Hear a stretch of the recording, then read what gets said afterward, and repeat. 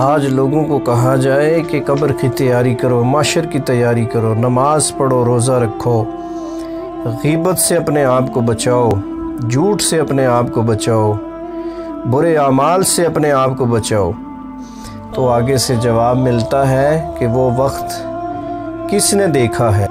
ابھی بڑا وقت ہے، ہم نے تیاری کر لینی ہے۔ ایک بات یاد رکھیں کہ وقت کسی کا ساتھ نہیں دیتا، ایک لمحے کا پتہ نہیں ہے کہ اگلے لمحہ میں انسان اس دنیا کے اوپر رہے گا یا نہیں رہے گا۔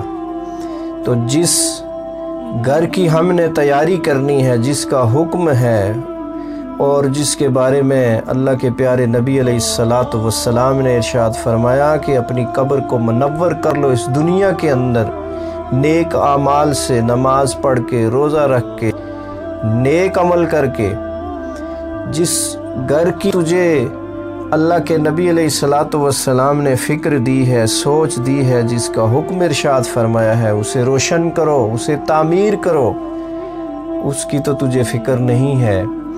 لیکن تو دنیا کے اندر مگن ہے، دنیا کے اندر مگن رہتے ہوئے تو آخرت، اپنی آخرت کو بھول گیا۔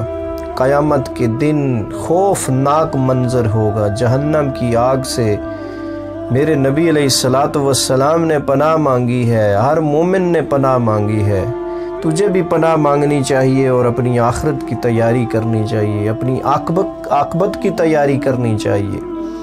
آج ہم دنیا کے گھر کو پکا کرنے کی سوچتے ہیں، لیکن جو ہمارا اصلی گھر ہے اس کو پکا کرنے کے لیے کوئی نہیں سوچتا۔ وہ کیسے پکا ہوگا؟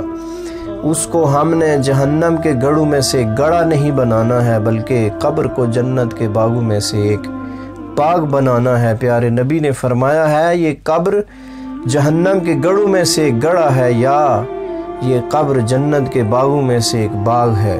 جب تو قبرستان کے قریب سے گزرتا ہے تو تجھے سوچ نہیں آتی، جب تو اپنے ماں باپ کی قبر پہ جاتا ہے تو تجھے سوچ نہیں آتی کہ کل ہمارے درمیان تھے، آج چلے گئے ہیں۔ تو سامعین محترم، جہنم کا عذاب انتہائی سخت عذاب ہے۔